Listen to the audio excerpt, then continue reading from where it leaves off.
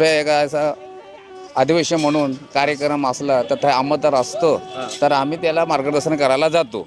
या कशापासून झालं आहेत आणि जुनं पुराणापासून आणि हे देव लोकांना डोंगर देवी भेंड्या सवर्साला सांगतात. डोंगर देवीपासून ते लोकांना आवडले गेले. ते लोकांनी याच्या मार्गदर्शन मांजायला दिलेलं, स्वप्नी दिलेला त्याला आणि सपनाने त्यांनी मार्गदर्शन करून आणि त्यांनी तयार केले मांज्याने आदिवासी लोकांनी.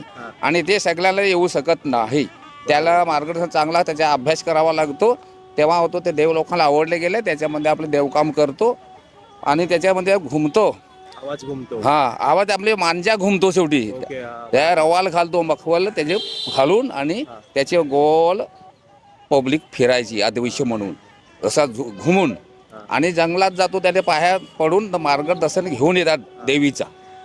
डोंगरात. म्हणजे हे तुम्ही कधीपासून वाजवता? हे पुराणे म्हणजे आपण तसं झालं माहिती पडली त्याच्या